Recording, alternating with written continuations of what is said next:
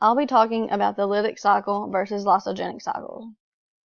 First of all, what are lytic and lysogenic cycles? The lytic and lysogenic cycles are ways that viruses replicate with the use of a host cell's replication machinery. Viruses are microscopic particles that are made up of one, genetic material, which is either single-stranded or double-stranded RNA or DNA, and two, a protein coat called a capsid, which is a shell that protects the viral genome. Because viruses only contain these components, they cannot copy their genome and replicate on their own. Viruses therefore infect a wide range of cells, known as host cells, so they can use the host cell's replication machinery to reproduce new virus particles. The viruses I'll be talking about are bacteriophages, or simply phages, which are viruses that invade bacterial cells by infecting the bacterial cell and using it to reproduce more virus particles. The lytic cycle has 5 stages: attachment, penetration, biosynthesis, maturation, and lysis, and the lytic cycle results in generalized transduction. In the first stage, attachment, this is where the bacteriophage interacts with the bacterial host and its surface receptors, such as lipopolysaccharides. Bacteriophages can be specific in which host cells they infect. They determine which host cell they target by recognizing the bacteria's surface receptors.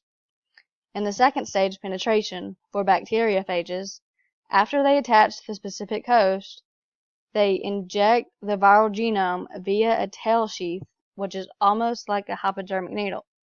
The bacteriophage remains outside the host bacterial cell. In the third stage for the lytic cycle, biosynthesis, new viral components are made during this stage.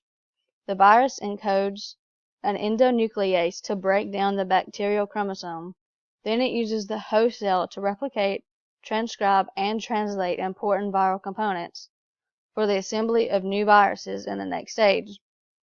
The fourth stage, maturation, is when the new viral components, just replicated in the last stage, are now assembled and new virions are created.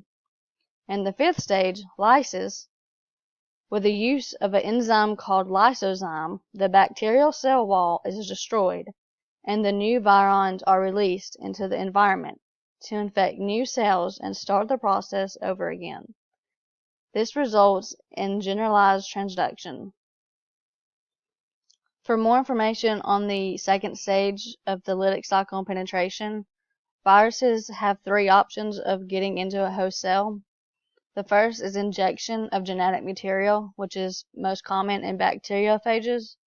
The second is fusion, which is most common in enveloped viruses.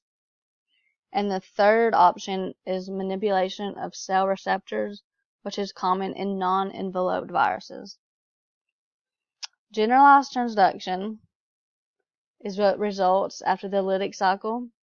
Transduction is when genetic content is shared between the same generation. Generalized transduction is basically when pure bacterial genetic material from host cell A is injected into host cell B, and it is not infected, and it uses the new genetic material from A. More specifically, generalized transduction is when pieces of the bacterial chromosome from the bacterial chromosome that was degraded in stage 3, biosynthesis, remains in the cell. During stage 4, maturation, sometimes a pure piece of bacterial chromosome gets inserted into the new virions and sent out into the environment instead of the viral genome.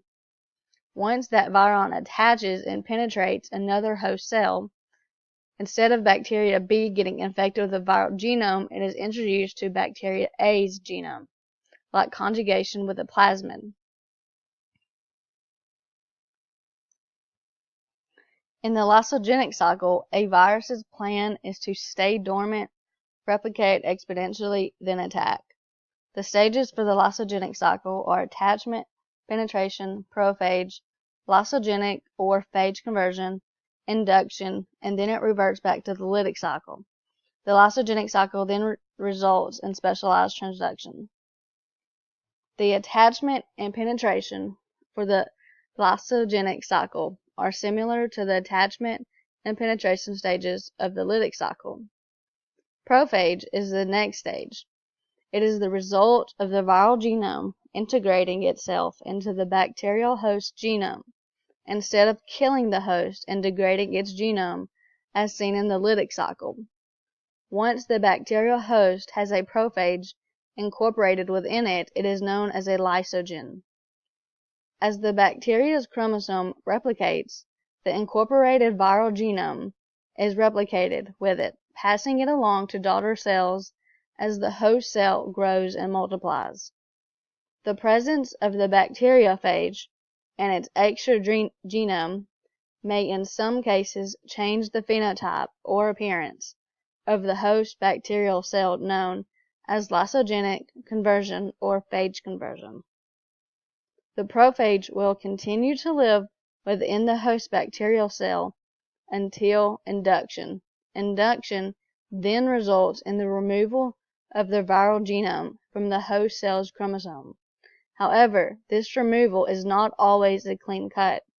Sometimes fragments of the viral genome are left on the host chromosome, or sometimes part of the host chromosome is removed along with the majority of the viral genome. This imperfection in removal results in specialized transduction. After the viral genome has been removed from the host cell's chromosome, the viral multiplication process reverts back to the lytic cycle. The viral genome is divided and assembled into new virions, and then the cycle lyses with the use of the enzyme lysozyme, and the new virions are released and able to infect other cells. Again, the lysogenic cycle results in specialized transduction, which is not a pure form of the bacterial genome in a newly formed virion. Basically, specialized transduction is when transfer of bacterial A gene plus the viral gene is inserted into bacterial cell B.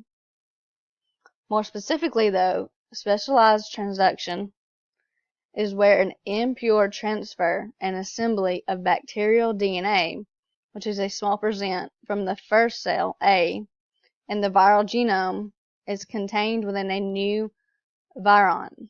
It is then released after the cell lyses, and then goes on to infect another bacterial host cell, B.